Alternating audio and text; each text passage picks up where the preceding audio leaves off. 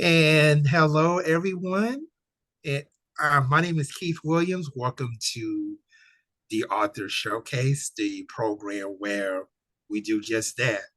We showcase authors, people that have written books, and we also showcase book publishers. So if you're looking to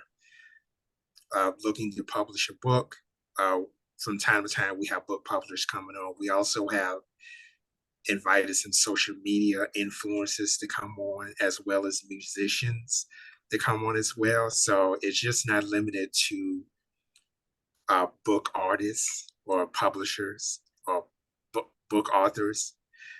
And so we've been having some problems with Zoom for the last couple of months. And so it's finally fixed. And we're back on uh, doing these recordings, and I'm so glad that we're able to come back on. People have really been asking, where are you been? So I'm so glad to be back here. And so we have a great author with us, and she goes by the name of Boo. Thank you so much for being on the show today. Thanks for having me, Keith. I'm glad to be here. So tell everybody who you are and what do you do? My name is Boo Trundle, and I'm a fiction writer, and I published my first novel this year. Well, I guess technically it was last year. It was in June of 2023, The Daughtership, and it came out on Pantheon Books. It's a literary novel and also a spiritual novel. I see that you have quite a bit of reviews. One is from Atticus Mm-hmm. and Washington Review of Books, and you also have one for Kirkus. Could you tell us a little bit about those? Okay, well, Kirkus Reviews was the first review that I got, and that usually comes out before your book publishes. So that came out in maybe March or April, and it was very exciting to get. It was a positive review. And then I also got one in Publishers Weekly that came out like maybe a few days before the book came out. Atticus Review is a magazine that I've published some of my short essays in. I also did like a video series for them, so I'm friendly with that magazine. So they did me the very nice favor of publishing a review. And then a friend of mine did an interview with me for Washington Review of Books. I also had an interview in the Rumpus, which is a literary magazine. So I was really happy. Every review I got, I was thrilled. I would love to get more. So if anybody out there wants to write a review, let me know. Because, it's just nice to get a close read, to somebody to read your book carefully. And then also I learned something from every review I get. I find them to be very educational as a writer. So they actually do a review before the book actually comes out. Yeah, especially the Kirkus Review and the Publishers Weekly. Those are trade magazines, really. And the hope is that if they give you a review that, newspapers and magazines will pick it up and also give you reviews. But it's kind of tight and tough to get reviewed these days just because there's not a lot of not a lot of space in media outlets for book reviews anymore. It's just getting harder and harder to get reviewed. So everyone I got, I was very grateful. So that's not really a popular thing nowadays to get a book review as it was in the past.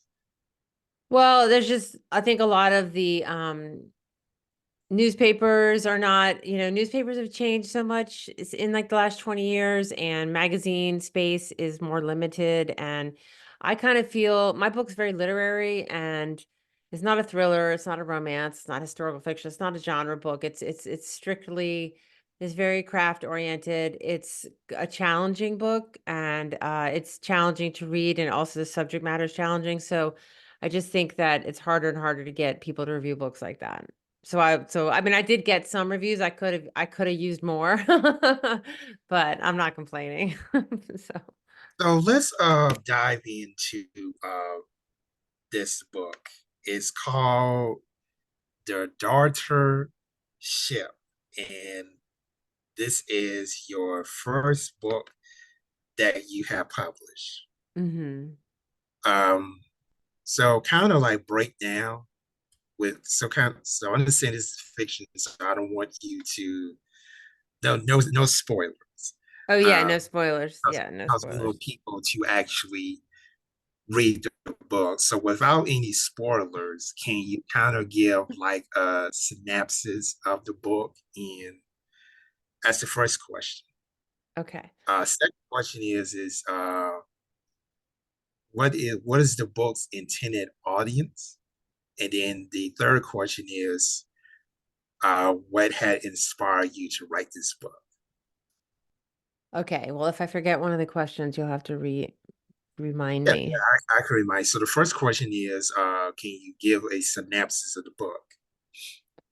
So yes, I can. The book is on the on the surface level, it's a book about a woman in her 40s who is a spiritual seeker by necessity. She's someone who suffered a lot of trauma as a kid, and so she became a quote unquote party girl or just mess of a person. And then in her 20s, she stopped drinking, stopped doing drugs, got her life together, started, questing, going to therapy, trying to heal herself, trying to fix her life.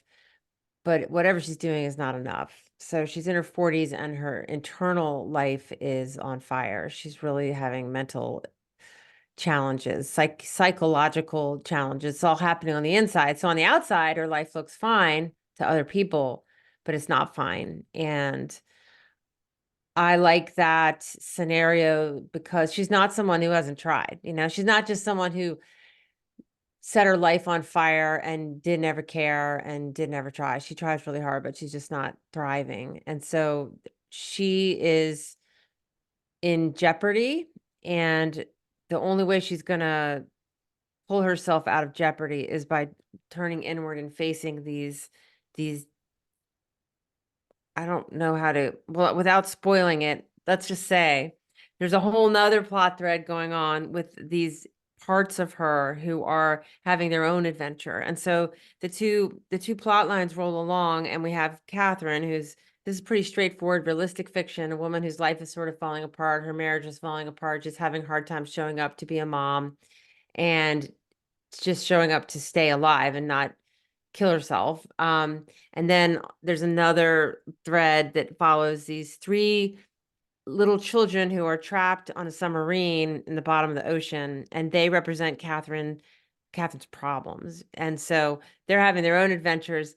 And the question is she going to be able to pull herself together? And the only way she's going to be able to pull herself together is by facing these parts of herself that have been abandoned in this submarine. So I hope that makes Sounds like sense. yeah, yeah. But now that I heard this synopsis, it sounds like to me that I can know some people, or I've heard of some people that are going through the exact same thing. They're going through some type of mental health crisis, and uh, some are trying to get help, and either it's working out for them or it's not working out for them, and they're really trying to stay afloat. That is something definitely being it's real. It's very real. What a lot of people that are going through that. So I think that if you're a person that's going through mental illness, really believe that this book is going to, help you. As a certified counselor practitioner, I see this kind of like on a daily basis where people they're going through mental anguish or have a mental illness, and they really don't know what works for them. And then you mentioned something too that that eventually, whatever crisis that they're facing, that they have to confront it within themselves, uh, which is something that counselors and therapists, uh, they're supposed to do that. Because a lot of times, what happens is that just like a medical doctor, they really do not deal with the cause of the problem. They just treat the symptoms. So they end up coming back. And I can imagine that in this novel, the character that you mentioned is probably going through the same thing. That's probably why she's going to doing different things and probably seeing different people. Does that kind of make sense for does that kind of make sense for the synopsis of this book? It does, yeah. I mean, she's had like 15 therapists, and so she's just like, so it's not that she hasn't tried, but part of her problem is that she has a hard time trusting people. So she has a hard time getting the help that she needs. And as a writer, like for me, I tried to set it up so that the way that the novel unfolds, when you're reading the book, you have a sort of parallel experience that the character is having of the awakening that finally brings her to the place where she can face those parts of herself that she's been so scared to look at. So I really saw it as a craft challenge to write a novel where where you're going along with the main character, and again, no spoilers, but the question is, um how's she going to survive? And the answer is in that other plot thread where these three little children are trapped on an abandoned submarine. So that's sort of an imaginary world where there's a whole nother imaginary adventure, but the two stories end up intersecting, and that's where the crisis happens in the plot. So yeah, I mean, it's a very unique book. It is not a self-help book. It's not strictly a fantasy or a fiction, because it is based on my personal healing journey. So it's a combination of literature and spirituality. Oh, I totally get that when people are seeking help from a mental health professional, that they have these trust issues. They prefer someone that they can relate to, whether it's gender, ethnicity, or spirituality. Like for example, a woman may tend to want a female therapist. A man may want to have a male therapist, or if you're African American, you probably prefer an African American therapist, etc. I've seen that a lot in the last 20 years, where they have a preference of the type of therapist that they want.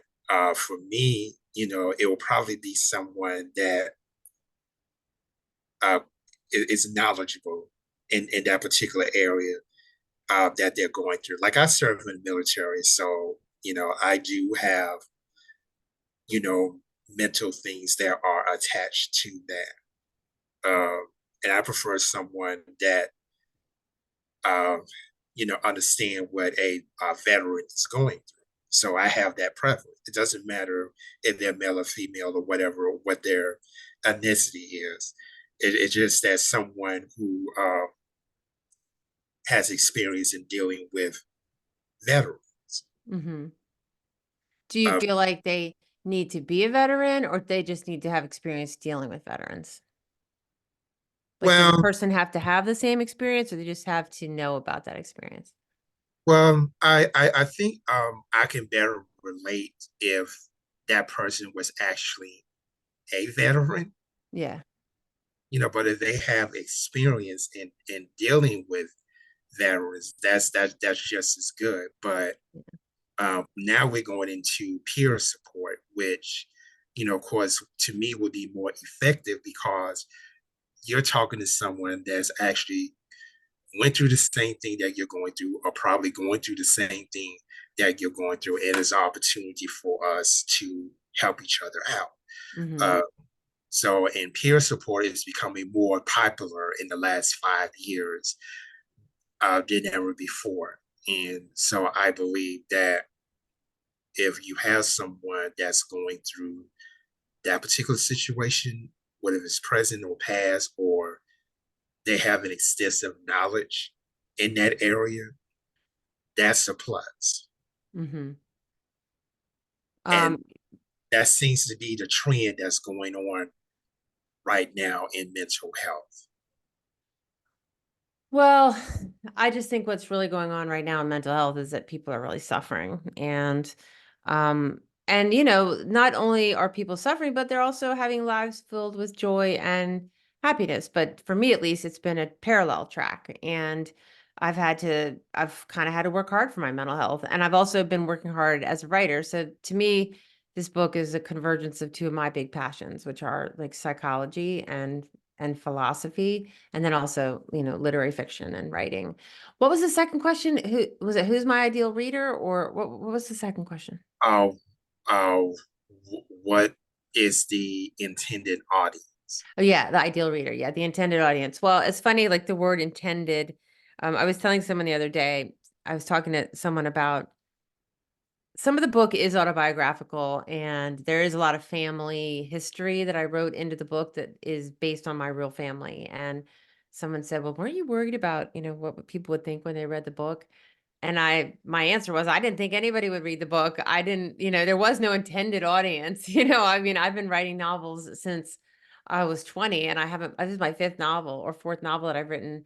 I didn't assume it would be published. And so I really just didn't have an intended audience when I was writing it. I would say now that I've written it, and when people ask me that question, I would say that the people who will like my novel are people who wander when they're going into the bookstore, they wander in between fiction and self-help.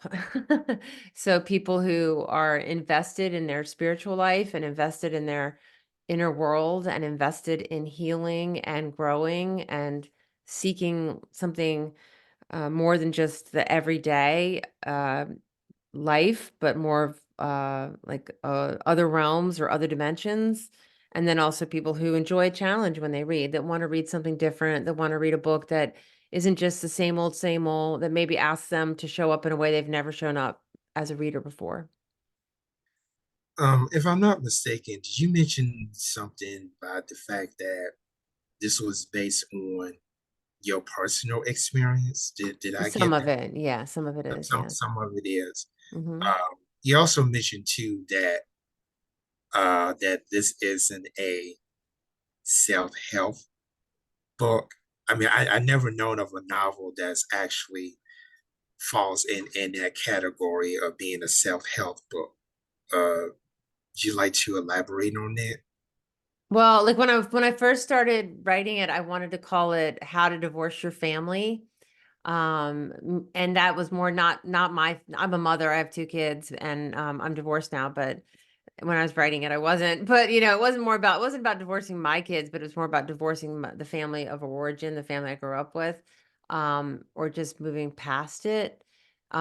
So that's kind of like a self-helpy title, how to, how to do this, how to do that. So it always had this element for me, like I said, of I would hope that it has like a healing energy to it, or a healing, there's like a process. The process that I went through writing the book was very healing. And so yeah, it's not that it's not a self-help book, but the people who wander around the self-help aisle at the bookstore um are the people who will, in terms of my ideal reader, people who are looking for something more, people who are willing to open their minds, people who are seeking a deeper dimension, something beyond the surface, something different, exciting, challenging.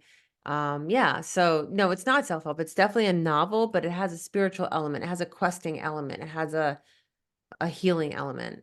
So that's what I meant. So what are some of the themes that comes out of this book?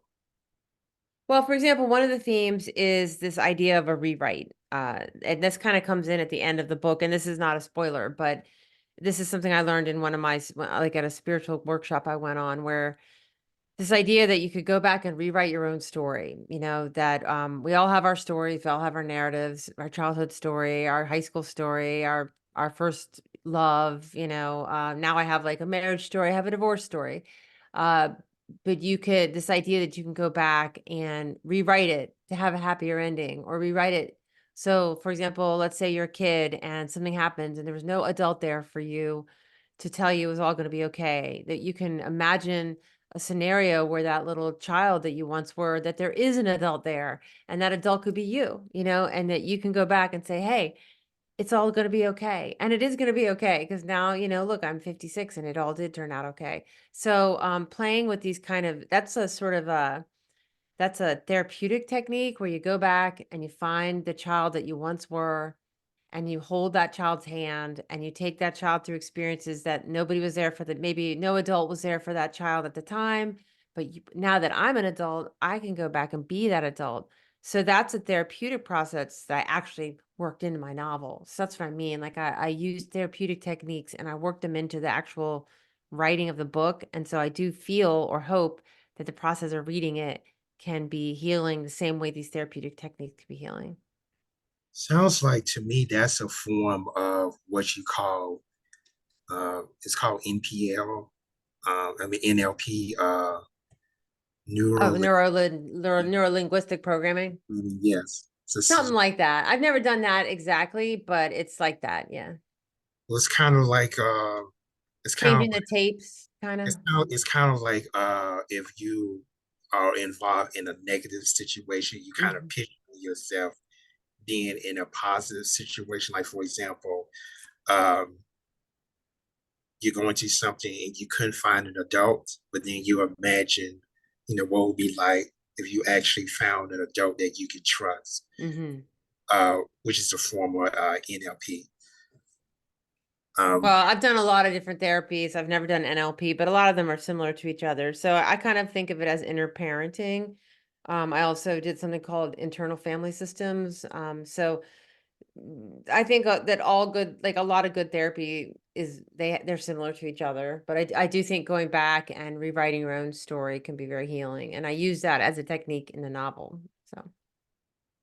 yeah, I thought I'd mention it because I think that's probably one of the most popular uh, forms of therapy, Hmm. that's out there. Besides the one to where the counselor therapists, they're trying to get you to confront what you're going through, and they'll probably ask, well, if you had this person in your life, or if you had this resource, uh, what would you do? Because we're trying to help them to find answers within themselves, rather than the counselor therapist be the one to provide all the answers. We want them to be able to find the answers within themselves. Right. Because, as they, because they can say, well, with the counselor's help, I was able to dig deep within myself to find the answers that I need in order to deal with this situation. Does that make sense? It does, yeah. And I keep driving home that my ambition or goal writing the book was to take some of these alchemical or magical moments that can happen therapeutically and work them into the craft of writing, like fiction writing. So that's what I try to do. I'm trying to do it with the book I'm working on now too. So I think it's kind of original, but I also think I just think we're in a moment right now as a sort of the human race where we need to evolve faster than we got to catch up, we have to evolve fast. And a lot of that evolution, I think, is happening psychically and emotionally and spiritually. And I'm hoping my book will be part of that, somehow part of that process. My next question would be, what inspired you to write this book? Well, I am a maker, like born and bred. Like I'm always making things. Like I'm a creative person. So I don't just write. I used to be, well, I still am, but I was a professional musician for a long time and I make visual art and I do a lot of online. I play around with digital art.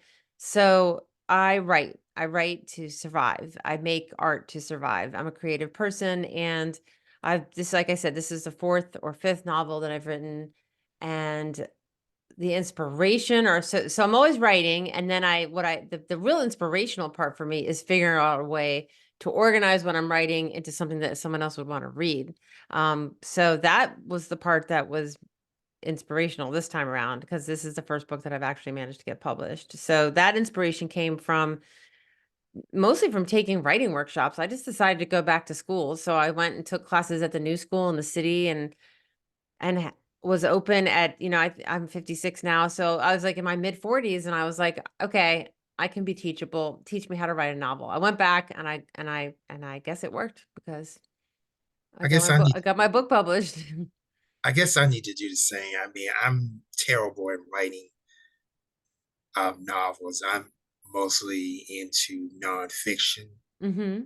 type of things. But I have this storyline in my head from when I was a kid in high school. I had this, or maybe middle school. I had this story in my head, and I didn't know how to really go about doing it. I had like an outline for it, but it's been lost for many years. But And you still have it in your head. yes, and I'm close to being 50. This is my 50th year.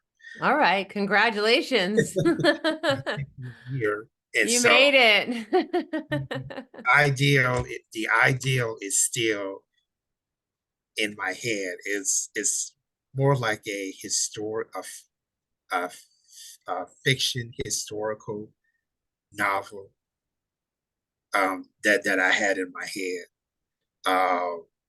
This the story of a royal family who is in turmoil. They're like divided.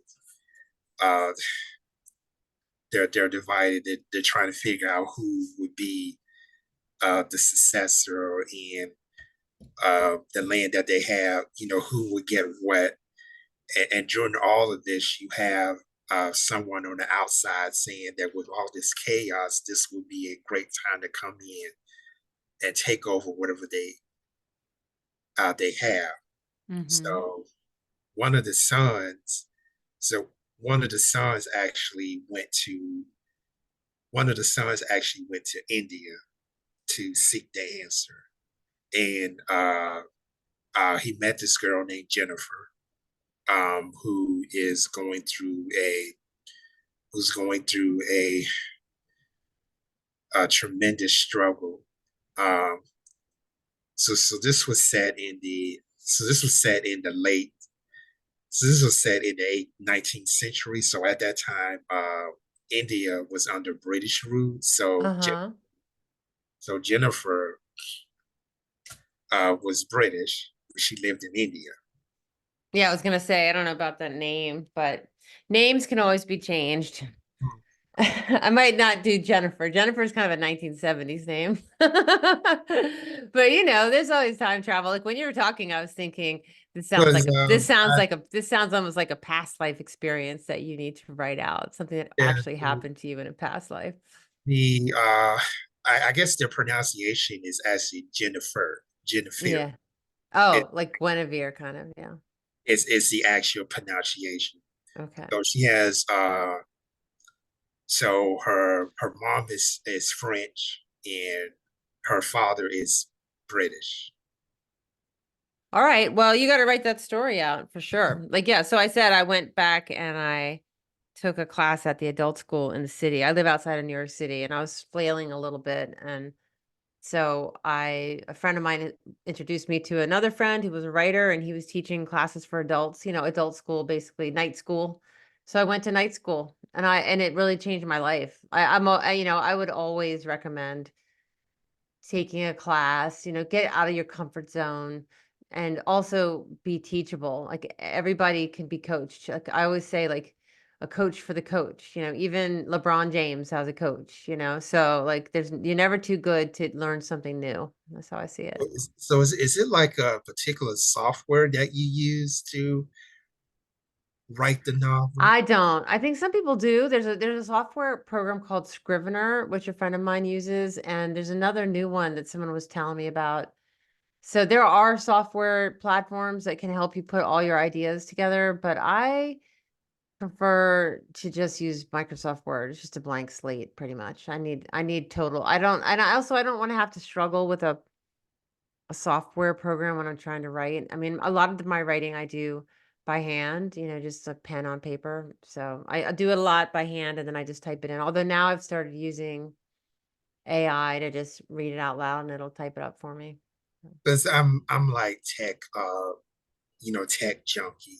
Oh, you're a So tech junkie. Oh, then you might enjoy a platform using Scrivener. Yeah. And anyone who out there is listening, I'm sure there's some writers listening.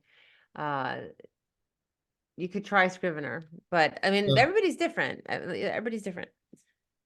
so it's like a combination of AI too.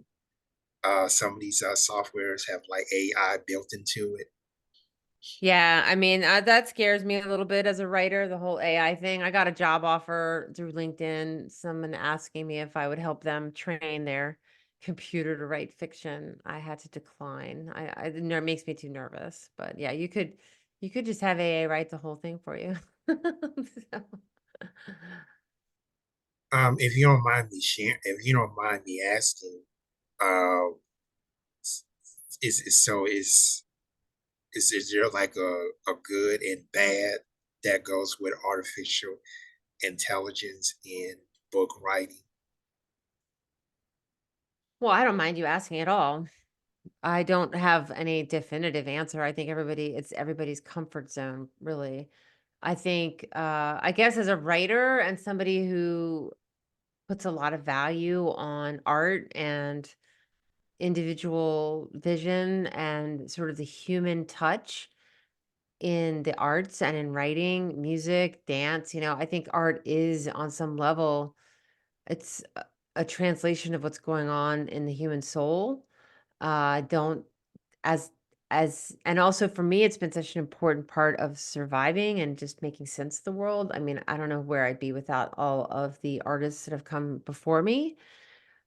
I don't see the role of a computer in that. It's really a human soul thing, and I don't really think an AI voice has that. So, and I would hate to see it, but I don't see how it could really how it's harmful in the sense that I can tell when I'm reading something that's AI and I just, it's not for me. If somebody else might get something out of it, that's great. But I can tell it's not human. It's not a human touch. I need that human touch. A human touch is what makes it meaningful to me.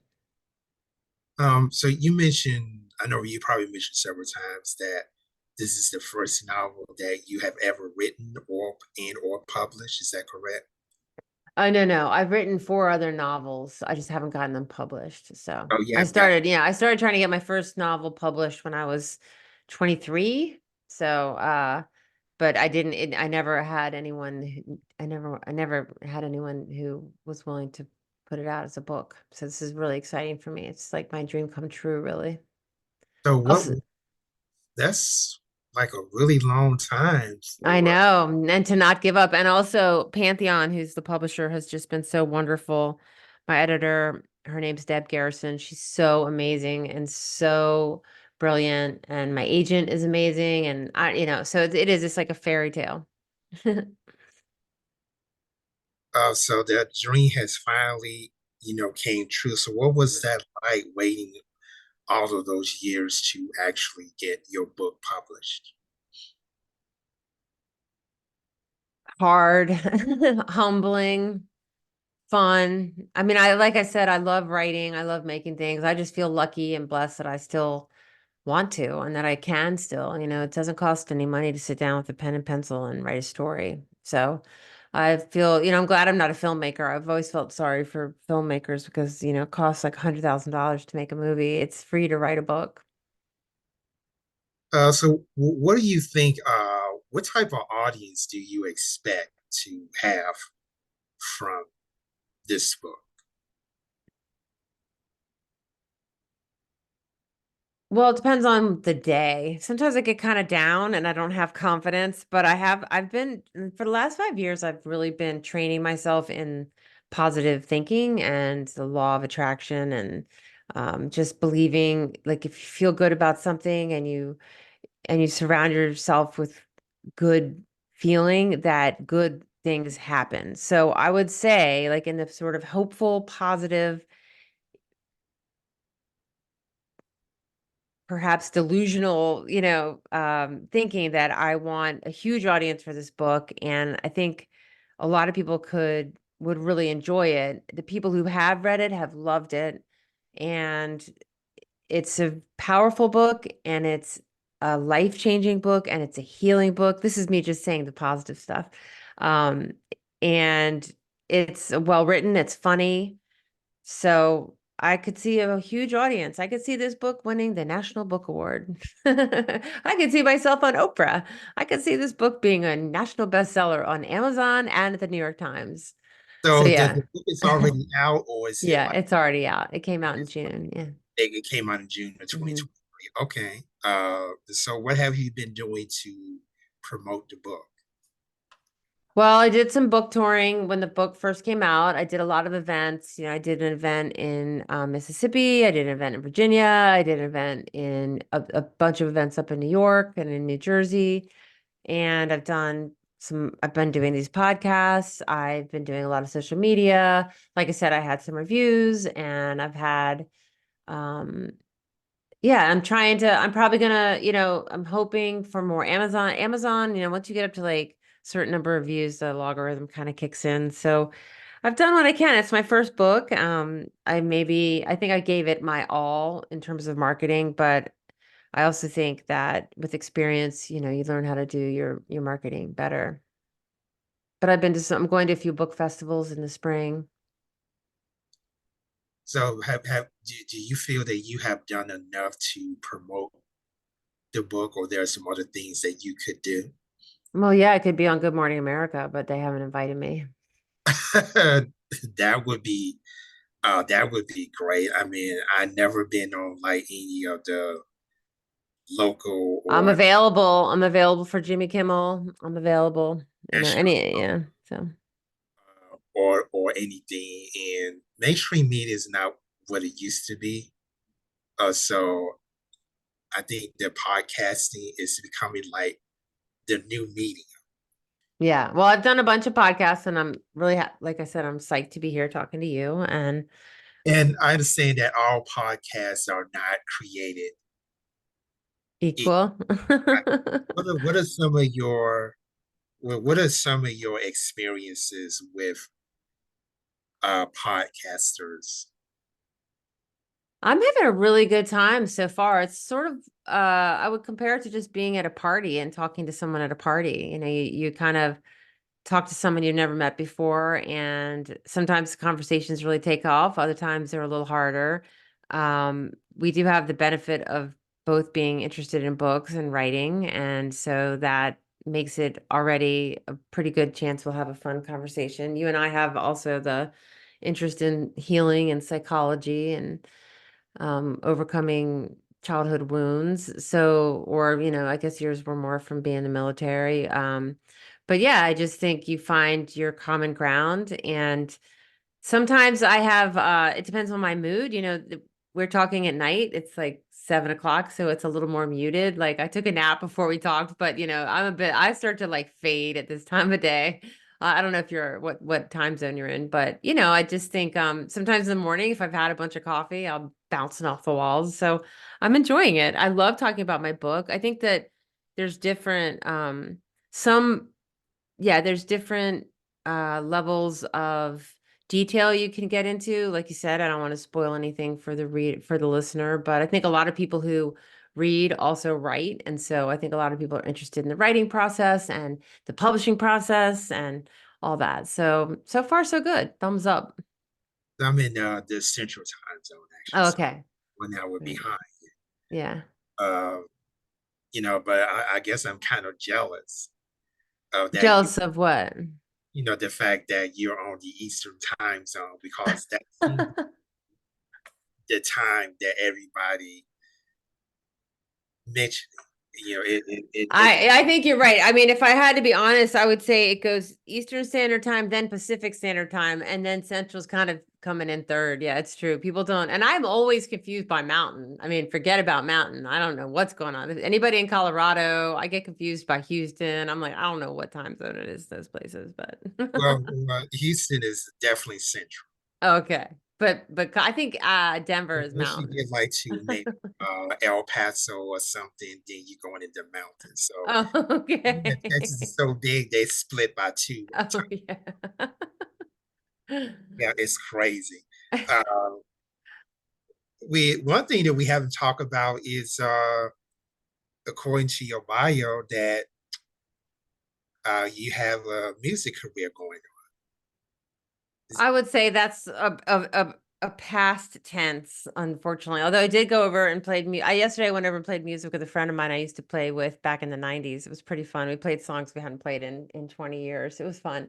But my guitar's a little rusty. I was a punk folk rocker in the '90s. I lived in the East Village in New York and I made records and I toured and played crazy wild acoustic guitar songs, but I hung the guitar up when I was The music 30. is still available Yeah, it's on Spotify. Yeah, you can listen to all of it on Spotify. because I think I mentioned before that I actually run a community radio station. And Oh, yeah, and I would love to play some of your music. oh, you should definitely play some of my music. If you want to do another podcast, we can talk about that. I played with some really interesting musicians. I mean, it's going back now, but my keyboard player was in a band called the Psychedelic Furs, and my producer on one of my records was in a band called Ultra Vivid Scene, which was part of 4AD, which was part of a whole scene in London. And yeah, and like I played at Cafe Chenet, which was like there's a lot going on, but it was fun. I feel blessed. I feel so blessed. I'm so glad I did it. Now when you get older, and you look back on your life, I'm so glad that I was kicking around the East Village with a guitar in my 20s and just I went for it, I really went for it. I did not become a big rock star, but I tried. So I get Yeah. credit for that. Says in your bio that you have released 3 albums Hmm. with Big Deal Records. Hmm. A small label that doesn't exist anymore, but they did exist. But nevertheless, I would definitely would like to have some of your have your songs featured on OBS Radio Network, Please do. If you have any which questions, let me know. I can tell you that, I can give you which everybody's taste is different, but yeah, there's three full-length albums and one EP. well the thing is about OBS Radio Network is that most radio stations have like one genre that they play. Mm-hmm. Well, we play a different variety of genres. So Okay. something for everyone. One day you may get soul music at one particular point. Then you may get classic rock at one time, or oldies, jazz. I would call my music dark folk. So if you have space on your agenda for dark folk, we're in business. You may never know. It's something for everyone. I like For that idea. It's all eclectic. Yeah. ages, kind of like a variety of music. You basically don't know what is basically you basically don't know what you're gonna get. Well, that sounds fun. You just have to tune in to find out what it is. And so we have different folks listening to the station at different times, of the day based on the type of music that they like. But overall, people say that it's different. You never had a station before in Alabama that doesn't stick to just one genre. They play all different sorts, of things. So I want to be different with that. And it's music that don't even get played on the radio Well, anymore. I will tune in. I will tune in and check out your station. It sounds great. Okay, yeah. So it's playing right now it's on Live 365 OBS Radio Network. So Okay. it's playing right now.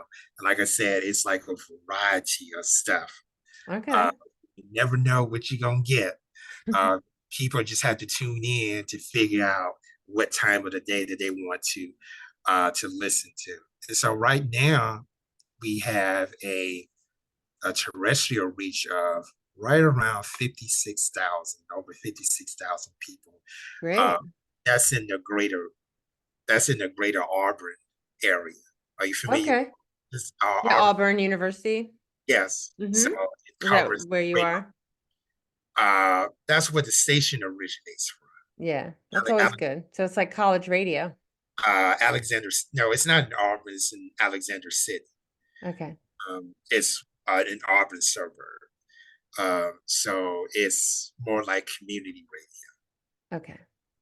It's a community Well, radio. I was just teasing, but back in the 90s, they called it college. They used to call community radio college radio a lot, you know. Yeah. I don't even know if they have college radio anymore, but Actually, they still do. There's a lot of colleges that still have radio stations. Like I went to Alabama State University in the '90s, and they have a college. They have a station on the campus that plays jazz stuff.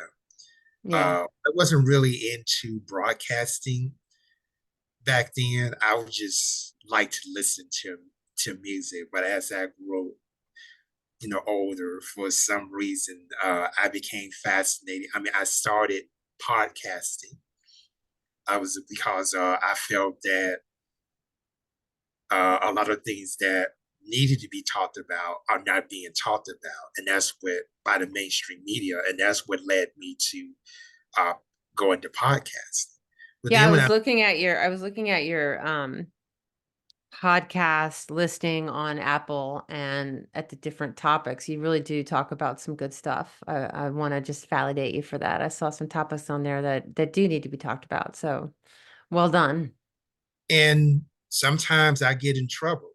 I get in a lot of trouble You for it, do? Yeah. for, Like especially what? um, politics, for example. Hmm. Uh, Politics, for example, we there's a real mess going on with the Alabama Democratic Party, and I've been very vocal about that because I've been snubbed. I talked about that. Another thing that gets me in trouble is holding people accountable. You hold people accountable. Absolutely, Yeah. And why not? holding people accountable, and it's not just because I'm holding people accountable. It's the way that I hold people accountable. Like for example, I can walk into the local city hall, and they'd be like shaking in the booth. Well, they'd be like, "Well, what kind of trouble you started today?" I'm like, I'm not here to start no trouble. What makes you think I'm going to start any trouble? It's just weird. It's crazy. Well, you live in the South. Yeah, I do. I grew up in the South, so. So we're getting ready to close here, but I really enjoy this conversation. That we have, and like I said earlier, no podcast is created equal, and I tend to be more conversational than just to have a Q&A, because Hmm. anybody can do that, but I want to be able to be conversational and be able to connect with the people, the guests that come on here. And by the way, we have some tremendous guests that came on here now on this particular podcast. We have uh, two other podcasts as well. And I think on last summer we had an R&B musician that came on there by the name of Tag Team. As it's a duo group that came on this past summer. I had the opportunity to interview them, and I think what sparked it was they did a recent last year they did a Geico commercial. Oh. It's like I was wondering if I could get them. So I was able to find them, and Wow. one of the members agreed to come on. And he's a great motivational speaker. His name is DJ Glenn. Mm-hmm. He's a great motivational speaker. That's what he does now. But their music still lives on, and it was really a privilege to interview them. So, as we come to a close here, how are people able to locate you and find you? Well, I have a website. It's bootrundle.com. The book's called The Daughtership, and it's available on Amazon, and it's at Barnes and Noble, and any bookstore, any online bookstore, or even, brick and mortar that should still have it. And I am also on Instagram. You So on Amazon? Amazon, yeah. Yeah, Mhm. I do a lot of shopping on Amazon. Yeah. Well, I was also, there's bookshop.org if you want to support a little guy. But wherever books are sold, you can find The Daughtership, and I would heartily recommend it. 5 stars. Fantastic. So in closing, it is a tradition here at the Author Showcase to where we give our guests the last word. So if there's anything that you would like to say to the audience, Keep going. that's it. Keep Yep. going. Mm-hmm. So, and you definitely have a story for that. 20 plus years waiting to be published, and now that you finally published. Would there be any more novels that you plan on publishing? Yeah, I'm working on a book right now called The Emotional Future. It's not finished, so it'll be a while before you can buy it, but it's very interesting. So, what about the other pieces that you have written already? Are you planning on publishing those? No, they're happily laid to rest. I think that I got momentum, and I got my chops, with all that. That was practice. I'll just leave those books in the drawer, I think. Oh, They don't, the first one doesn't even make sense. Honestly, I can't even get through it. So if I can't get through it, I wouldn't make you try to get through well, that's understandable. Anything it. else that you would like to share with the audience? No, it just was really great to be here tonight. Thanks for having me. Well, ladies and gentlemen, thank you so much for tuning in. I really enjoy this conversation that we have today. Of course, please get out, make sure that you purchase this book. I don't know, it might end up in some health self help aisle. I don't know. Uh, No, no, no. It'll be in the literature aisle. It'll be with fiction. It just uh, has, I think it'll help you. That's all. It's a helping novel. Still a help. novel. It's a novel. Okay, okay.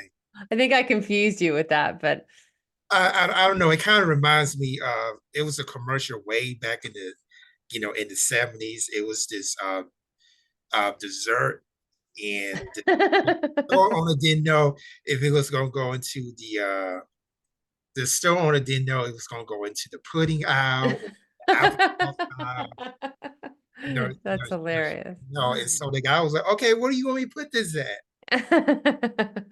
It kind of reminds me of that. I like that. Yeah, I like that. I like to be in the in-between spaces.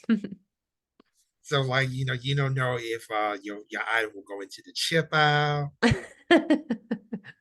Or it's more like snack those old Reese's aisle. commercials where Yeah, the peanut butter and the chocolate gets dipped in the peanut butter. It's both. It makes it even better. So yeah, I remember. Well, both of those are in the condiments aisle. But chocolate and peanut butter? well, No. the combination, yeah, I found it in some stores to be in the condiments aisle where the mayonnaise and the ketchup be at. It just depends on what store you go in. So you may never know. Somebody may make the mistake and say, "Oh, this is a self-help book," so it might end up in the self-help In aisle, even the though it's condiments aisle. It'll be in the condiments aisle. So I mean, it's crazy. I mean, you get that from time to Well, I'm time. all about breaking boundaries. So doing something different, doing something new, something that's never been done before. That's my goal. There's nothing wrong with that. Hey, No. we're gonna wrap up here. Just want to thank you so much for being here today and listening, viewing audience. Thank you so much for tuning in. This is the Author Showcase. I'm your illustrious host. I'm Keith Williams. Be sure to join us next week. We got another great person that will be coming on here talking about their book. And we hope that after you listen and watch these episodes that you will go and support their work. It's very important. So please go and support their work. Until then, y'all have a great weekend.